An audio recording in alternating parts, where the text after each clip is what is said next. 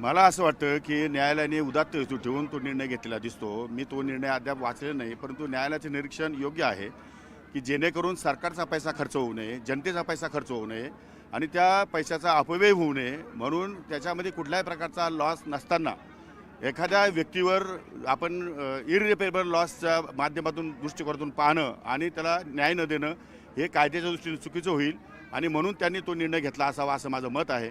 परंतु तो न्यायालयाचा निर्णय आहे, तो आपण मानला पाहिजे जसा असेल तसा. ज्यांना कोणाला हा निर्णय मान्य नसेल त्यांनी माझ्या विरोधात कोर्टात जावं, अपिलात जावं.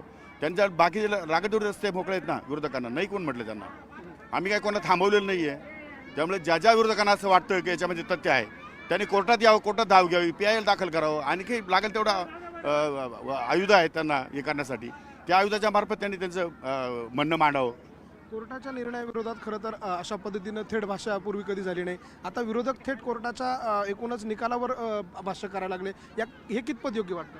तोच विषय आहे. मी असं म्हणतो की मी कायद्याचा ग्रॅज्युएट आहे, मी वकील आहे, मी बरेच वर्ष प्रॅक्टिस पण केलेली आहे. त्यामुळे मी या निकालावरती माझं भाष्य मी कधीही केलेलं नाही. अजूनही मी सांगतो की मी हे भाष्य आता करणं मलासुद्धा योग्य होणार नाही. जो काही निर्णय असेल, जो काही न्याय असेल, तो वरिष्ठ न्यायालयामध्ये संविधानाच्या माध्यमातून डॉक्टर बाबासाहेब आंबेडकरांनी जे संविधान दिलं आहे त्या संविधानाच्या माध्यमातून न्याय मागण्याचा अधिकार माझ्याकडे अजून शिल्लक आहे.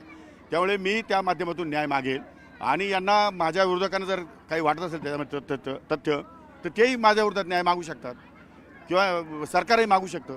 त्यामुळे तो प्रत्येकाचा अधिकार आहे. तो अधिकार ज्याला पाहिजे त्यांनी बजवावा, आमचं काय हरकत नाही त्याला. हा निकाल देत असताना न्यायाधीशांवरती RSSचा आणि नागपूरमधून दबाव होता अशा प्रकारचा आरोप जो आहे तो माजी न्यायाधीश आणि या प्रकरणात वकील असलेल्या सतीश वाणींनी केलेला आहे. मूर्खपणाचं लक्षण आहे ते. आता मी त्यांच्या एखाद्या व्यक्तिमत्वावर टीका करणं हे चांगलं नाही, पण एखाद्या न्यायालयाच्या एखाद्या जजमेंटवरती बोलणं हे मूर्खपणाचं लक्षण आहे. न्यायालय तरी सोडा म्हणा, बाकीचं ठीक आहे. न्यायालयामध्ये तरी अशा प्रकारच्या गोष्टी व्हायला नको अशी माझी अपेक्षा आहे. तुम्हाला घेरलं जातं या सगळ्या निमित्तानं? नाही, मला काही फरक पडत नाही त्यांनी. मी त्याच्यातून ताऊन सलाकून बाहेर पडलेलो आहे. माझा दुर्दैव फक्त एकच आहे की माझे कार्यकर्ते थोडे डिस्टर्ब होतात. मी कधी डिस्टर्ब होत नाही. मी असे अनेक प्रसंग माझ्या जीवनात आले आहेत, अनेक प्रसंगाला सामोरं गेलो आहे. त्यामुळं मी नेहमी म्हणतो की कर नाही त्याला डर कशाला. सत्य परेशान हो सकता है, पराजित नाही.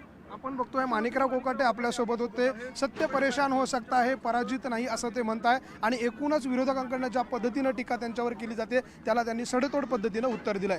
व्हिडिओ जर्नलिस्ट हेमंत बागुलसह लक्ष्मण घाटोळ, न्यूज 18 लोकमत, नाशिक. यानंतर एक नजर टाकूयात इतरही महत्त्वाच्या बातम्यांवर. महत्त्वाच्या बातम्या प्रायोजक पुष्कराज रागी डिलाइट्स, महाराष्ट्राचं लाडकं आणि नंबर 1 नाचणी सत्व.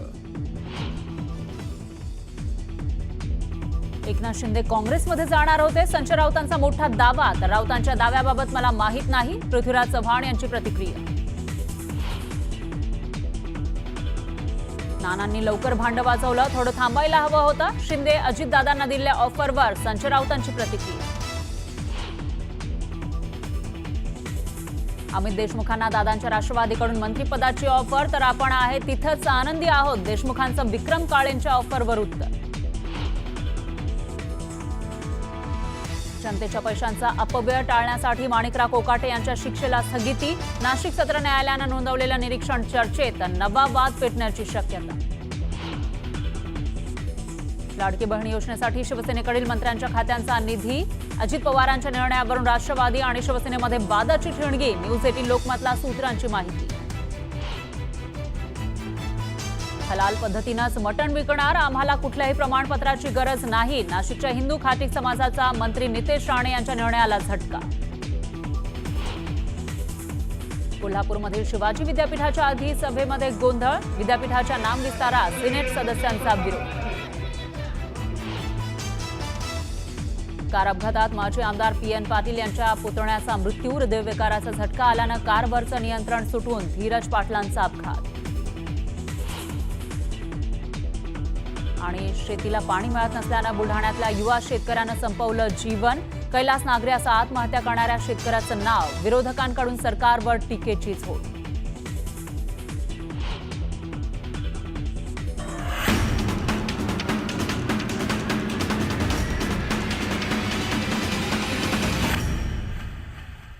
बुलेटिनमध्ये घेऊयात राज्यासह देश विदेशातील 100 बातम्यांचा सुपरफास्ट आढावा. एकनाथ शिंदे काँग्रेसमध्ये जाणार होते असा मोठा गौप्यस्फोट संजय राऊतांनी केला। या संदर्भात पृथ्वीराज चव्हाण यांना विचारा, अहमद पटेल आता नाही, पण शिंदेंची दिल्लीमध्ये त्यांच्याशी चर्चा झाली होती असा दावा राऊतांनी केला। एकनाथ शिंदेंचा भगव्याशी काही संबंध नाही, त्यांच्या हाती भाजपचा झेंडा आहे। अजित पवार आणि एकनाथ शिंदे भाजपच्या ताटाखालचे मांजर झालेत अशी टीका संजय राऊतांनी केली। राजकारणात रुसवे फुगवे आदळआपट सुरू आहे। नाना पटोलेंनी लवकर भांड वाचवलं, थोडं थांबायला हवं होतं असं खासदार संजय राऊत म्हणाले। नाना पटोलेंच्या ऑफरवर विजय वडेट्टीवार यांनी प्रतिक्रिया दिली आहे। राजकारणात कोणी कोणाचा मित्र नसतो, शत्रूही नसतो, वेळेप्रमाणे राजकारण चालतं असं वडेट्टीवार म्हणाले। उद्या काय वाढून ठेवलंय हे आता सांगता येत नाही असं वडेट्टीवार यांनी म्हटलं। नितेश राणे संधी साधू माणूस आहे, त्याला योगी व्हायचंय की काय बनायचंय हे माहीत नाही, मात्र भाजपच्या काही प्रस्थापित नेत्यांसाठी नितेश राणेंचं असं बोलणं धोक्याची घंटा आहे अशी टीका विजय वडेट्टीवार यांनी केली आहे। शेतकरी आत्महत्येत महाराष्ट्र क्रमांक 1 वर गेलाय। शेतकऱ्यांना कर्जमाफी करण्याची आवश्यकता आहे, शेतमालाला भाव मिळत नाही, त्यामुळे कर्जमाफी मिळाली पाहिजे अशी मागणी विजय वडेट्टीवार यांनी केली। बीड जिल्ह्याला मी अनेक वर्ष ओळखतो, पण आज जी बीडची अवस्था आहे ती कधीही नव्हती। दुर्दैवानं काही लोकांनी सत्तेचा गैरवापर करण्याची भूमिका घेतली अशी टीका शरद पवारांनी केली। बीडमध्ये पूर्वीचे दिवस कसे येतील याची सरकारनं काळजी घ्यावी असंही पवार म्हणाले। राष्ट्रवादीचे आमदार विक्रम काळेंनी काँग्रेस नेते अमित देशमुख यांना मंत्रिपदाची खुली ऑफर दिली। इतकं चांगलं काम करणारा माणूस मंत्रिमंडळात असला पाहिजे असं काळे म्हणाले। तर आम्ही जिथे आहोत तिथे आनंदी आहोत असं म्हणत देशमुखांनी ऑफर नाकारली। नाशिकच्या हिंदू खाटीक समाजानं मंत्री नितेश राणे यांच्या निर्णयाला झटका दिलाय। हलाल पद्धतीनंच मटण विकण्याचा निर्धार खाटीक समाजानं केला, तर खाटीक समाजाला कुठल्याही प्रमाणपत्राची गरज नाही अशी भूमिका खाटीक समाजाच्या बैठकीत घेण्यात आली। मल्हार झटका सर्टिफिकेटबाबत एकतर्फी निर्णय घेणं चुकीचं आहे अशी प्रतिक्रिया हिंदू खाटीक महासंघाचे अध्यक्ष मच्छिंद्र कांबळेंनी दिली आहे। हिंदू खाटीक समाज आणि मुस्लिम खाटीक समाज अनेक वर्षांपासून एकत्र राहतो, यावर या निर्णयाचा काय परिणाम होतो हे पाहावं लागेल असं कांबळे म्हणाले।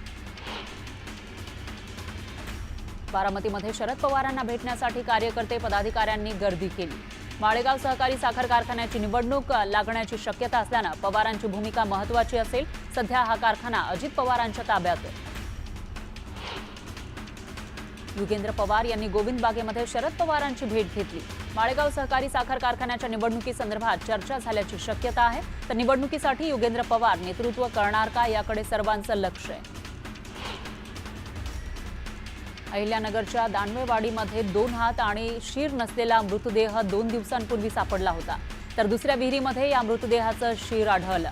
दरम्यान हा मृतदेह गावातील माऊली सतीश गव्हाणे याचा असल्याचं निष्पन्न झालंय, तर गव्हाणे काही दिवसांपासून बेपत्ता होते।